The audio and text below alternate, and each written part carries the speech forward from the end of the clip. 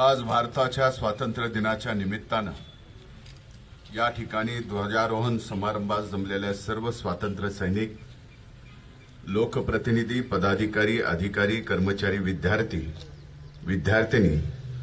तसेच पत्रकार बंधू भगिनीसह जिल्ह्यातील नागरिकांना मी देशाच्या स्वातंत्र्य दिनाच्या मनपूर्वक या प्रसंगी शुभेच्छा देतो। देशाच्या स्वातंत्र्यासाठी ज्यांनी आपल्या प्राणाचे बलिदान दिले अशा सर्व हुतात्म्यांचे, तसेच स्वातंत्र्य अबाधित राखण्यासाठी ज्यांनी देशाच्या सीमेवर बलिदान दिले अशा सैन्य दलातील सर्व शहीदांना मी या प्रसंगी अभिवादन करतो। विकासाची गंगा प्रत्येकाच्या अंगणी पोहोचली पाहिजे व जनसामान्यांना हे सरकार आपले सरकार वाटले पाहिजे, या भूमिकेतून राज्याचे माननीय मुख्यमंत्री श्री एकनाथराव शिंदे आणि राज्याचे माननीय उपमुख्यमंत्री श्री देवेंद्रजी फडणवीस, राज्याचे माननीय उपमुख्यमंत्री श्री अजितदादा पवार यांनी लोकाभिमुख योजनेची आखणी व अंमलबजावणी राज्यात सुरू केली आहे। राज्यातील प्रत्येक शेतकरी, शेतमजूर, कामगार, कष्टकरी, महिला तसेच युवक आणि इतरांना लाभ मिळवून दिला जात आहे। याबद्दल या सर्वांचे मी या प्रसंगी आभार व्यक्त करतो। राज्यातील 2 कोटीहून अधिक बहिणींना दरमहा 1500 रुपये अर्थसहाय्य मिळवून देणारी मुख्यमंत्री माझी लाडकी बहीण ही महत्वाकांक्षी योजना शासनाने सुरू केली असून पहिल्या 2 महिन्याच्या प्रत्येकी 3000 रुपये अर्थसहाय्य थेट या बहिणींच्या खात्यात राखी पौर्णिमेपर्यंत मिळणार आहे। आपल्या बीड जिल्ह्यात 3,45,000 भगिनी आतापर्यंत पात्र ठरलेल्या आहेत। केंद्र शासनाची उज्ज्वल योजना आणि लाडकी बहीण योजनेच्या लाभार्थी भगिनींना प्रतिवर्षी 3 गॅस सिलेंडर मोफत देण्याची मुख्यमंत्री अन्नपूर्णा योजना देखील राज्यात सरकारने सुरू केली आहे। हे विशेषत्वाने या ठिकाणी सांगावेसे वाटते। दिनांक 1 एप्रिल 2023 नंतर जन्मलेल्या प्रत्येक मुलीच्या सक्षमीकरणासाठी लेक लाडकी योजना राज्य शासन राबवित आहे।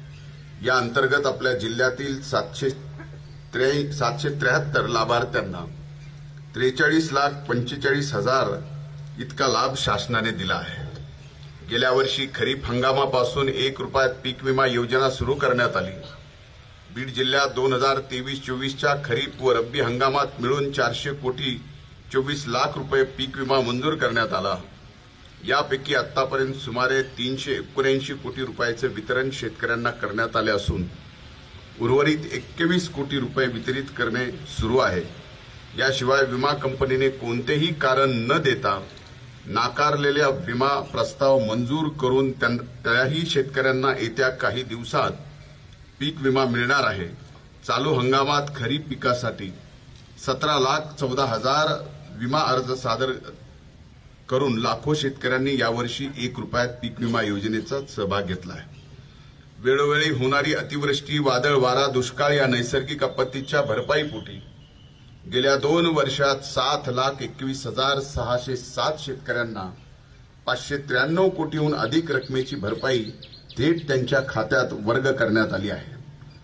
शेतकरी वर्गाचे उत्पन्न वाढावे यासाठी थेट लाभाचा पंतप्रधान किसान सन्मान योजनेसोबतच राज्य सरकारने नमो शेतकरी महासन्मान योजना सुरू केली आहे।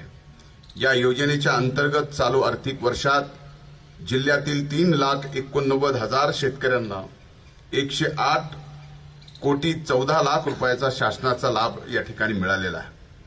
शेतीतील वीज बिलात सवलत म्हणून मुख्यमंत्री बळीराजा वीज सवलत योजना सरकारने जाहीर केली आहे आणि या योजनेमुळे 7.5 HP पर्यंतच्या कृषीपंप वापरणाऱ्या शेतकऱ्यांना मोफत वीज मिळणार आहे। त्यामुळे उत्पादन खर्च कमी करण्यास निश्चितच मदत होणार आहे। 2029 पर्यंत ही योजना राबवली जाणार आहे।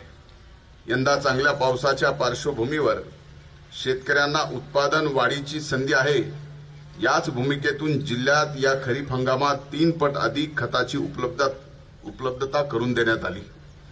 दिवसेंदिवस यांत्रिकीकरण वाढत आहे। याचा लाभ शेतकऱ्यांना मिळावा यासाठी जिल्ह्यातील 398 शेतकऱ्यांना 2 कोटीहून अधिक रकमेच्या कृषी यांत्रिकी साहित्याचे वाटप करण्यात आले आहे। सेंद्रिय शेतीचेही महत्त्व लक्षात घेऊन केंद्र शासनाच्या परंपरागत कृषी विभाग कार्यक्रमात आपला जिल्हा राज्यात पहिल्या क्रमांकावर आज असून सध्या 1000 हेक्टर क्षेत्र सेंद्रिय शेतीखालील आणण्याचे काम सुरू आहे। तसेच राज्य शासनाच्या डॉक्टर पंजाबराव देशमुख नैसर्गिक शेती मिशन अंतर्गत येत्या 3 वर्षात 21,000 हेक्टर क्षेत्र नैसर्गिक शेतीखाली आणले जाणार आहे। जिल्ह्यातील शेतकऱ्यांना कृषी संदर्भातील नवे तंत्रज्ञान आणि यंत्रसामुग्री, नवनवीन शोध, शेतीतील आधुनिक व शास्त्रोक्त माहिती मिळावी, तसेच नवनवीन उपकरणे इत्यादी खरेदी करणे शक्य व्हावे यासाठी येत्या 21 ऑगस्ट पासून परळी वैद्यनाथ येथे भव्य असे राज्यस्तरीय 5 दिवसीय कृषी प्रदर्शन आयोजित करण्यात आले आहे। याचा लाभ जिल्ह्यातील प्रत्येक शेतकरी व शेतीशी संबंधित प्रत्येक व्यक्तीने घ्यावा असे आवाहन मी या प्रसंगी करतो। सध्या राज्यात महसूल पंधरवाडा सुरू आहे। या निमित्ताने महसूल विभागाच्या माध्यमातून आपले काम चोखपणे पार पाडणाऱ्या सर्व अधिकारी कर्मचाऱ्यांचे मी मनापासून अभिनंदन करतो। महसूल विभागाकडून करण्यात येणारी ई पीक पाहणी महत्वाची आहे। यात ग्रामीण भागातील सर्वांनी सहकार्य करावे असे आवाहन मी या निमित्ताने करतो। नुकतेच कृषी विभागाने मागील वर्षी सोयाबीन व कापसाचा भाव पडल्याने नुकसान झालेल्या शेतकऱ्यांना 2 हेक्टर मर्यादेत हेक्टरी 5,000 रुपये अनुदान देण्याचे जाहीर केले आहे। यासाठी कृषी विभागाने निधी उपलब्ध करून दिला असून ई पीक पेऱ्या नोंद असणाऱ्या सर्व सोयाबीन कापूस उत्पादक शेतकरी यासाठी पात्र आहेत। या अनुदानाचा लाभ घेण्यासाठी पात्र शेतकरी बांधवांनी आपल्या गावाच्या कृषी सहाय्यकाकडे संमतीपत्र किंवा सामूहिक नाहरकत देणे गरजेचे आहे। कृषी सहाय्यक बांधवांना देखील उद्यापासून या कामासाठी आपापल्या गावामध्ये पूर्णवेळ उपस्थित राहण्याच्या सूचना विभागामार्फत देण्यात आल्या आहेत। जिल्ह्यातील महसूल यंत्रणा मजबूत व्हावी यासाठी तलाठी भरती 2023 अंतर्गत 193 पदाची भरती करण्यात आली आहे।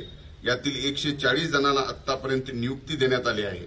त्यामुळे जनतेची कामं गतिमान पद्धतीने होतील अशी मला खात्री आहे। ज्यांचे शिक्षण झाले आहे आणि आता हातात काम नाही अशा युवकांना मुख्यमंत्री युवा कार्य प्रशिक्षण योजनेअंतर्गत कामाचे प्रशिक्षण देण्याची महत्त्वपूर्ण निर्णय शासनाने घेतला आहे। यातून रोजगार संधीसह कुशल युवा शक्ती आणि जिल्ह्यात रोजगार वाढणार आहे। जिल्ह्यात गतिमान पद्धतीने विकास व्हावा यासाठी जिल्हा नियोजन समितीच्या माध्यमातून कामे केली जात आहेत। यंदाच्या जिल्ह्याचा आराखडा 884 कोटी रुपयाचा आहे। यातील सर्व कामे वेळेवर पूर्ण होतील यासाठी सर्वांचे योगदान महत्त्वाचे राहणार आहे। जिल्ह्यात पत्राच्या शेडमध्ये भरणाऱ्या 98 शाळांपैकी आतापर्यंत नियोजन समितीतून 25 शाळांना बांधकामासाठी निधीची तरतूद करून मंजुरी देण्यात आली आहे। उर्वरित शाळांना येत्या काळात निधी देऊन सर्व शाळा पक्क्या बांधकामात रूपांतरित केल्या जाणार आहेत। जिल्हा नियोजन निधीचा वापर कायदा व सुव्यवस्थेसाठी व्हावा यासाठी सीसीटीव्ही यंत्रणा उभारण्यात आली आहे। बीडसह परळी, वैद्यनाथ, माजलगाव येथे 12 कोटी 95 लाख निधी खर्च करून 426 ठिकाणी आधुनिक पद्धतीची सीसीटीव्ही यंत्रणा उभारली आहे। यामुळे जिल्ह्यातील गुन्हेगारी कमी होण्यास मदत होईल आणि जिल्ह्यातील उर्वरित तालुक्यात देखील सीसीटीव्ही यंत्रणा बसवणे हे आता जिल्हा नियोजनचे प्रस्तावित आहे। लोकनेते स्वर्गीय गोपीनाथ मुंडे ऊसतोड कामगार महामंडळाच्या अंतर्गत संतश्रेष्ठ भगवान बाबा शासकीय वसतिगृह उभारणी तसेच बीड येथील जिल्हाधिकारी कार्यालय आणि प्रशासकीय भवन, अद्ययावत कृषी भवन, कृषी महाविद्यालय, जिल्ह्यातील प्रमुख राष्ट्रीय व राज्य महामार्गाचे काम यांच्या रूपाने जमिनीवर दिसणारा विकास आकारास येत आहे। या सर्वांमुळे जिल्ह्याचा चेहरामोहरा बदलणार आहे। परळी येथील वैद्यनाथ ज्योतिर्लिंग तीर्थक्षेत्र विकासाच्या सोबतीने जिल्ह्यातील इतर ऐतिहासिक किल्ले, तीर्थक्षेत्राचा विकास याकडे सरकारचे लक्ष असून या सर्वांचा विकास करण्याची कामे हाती घेण्यात आली आहेत। क्रीडा क्षेत्रात आपल्या जिल्ह्याने गगन भरारी घेतली आहे। आपल्या जिल्ह्याचा भूमिपुत्र सैन्य दलातील अधिकारी अविनाश मुकुंदराव साबळे यांनी सध्या पॅरिसमध्ये सुरू असलेल्या ऑलिम्पिक स्पर्धेत 3000 मीटर स्टीपल चेस या प्रकारच्या फायनलमध्ये प्रथमच सहभागी होण्याचा मान जिल्ह्याला या पर्यायाने देशाला मिळवून दिलेला आहे। आम्हाला अविनाशचा सार्थ अभिमान आहे। अशा सर्वच खेळाडूंचा जिल्ह्याचा पालकमंत्री म्हणून मला सार्थ अभिमान आहे। आगामी काळात पायाभूत सुविधांनी समृद्ध, कृषी संपन्न आणि पहिल्या क्रमांकाचा औद्योगिक जिल्हा म्हणून बीड जिल्ह्याची ओळख निर्माण करण्याचा संकल्प आज पुन्हा एकदा नव्याने करूयात. पुन्हा एकदा आपल्याला स्वातंत्र्य दिनाच्या मनापासून शुभेच्छा. जय हिंद, जय महाराष्ट्र. भारत माता की जय.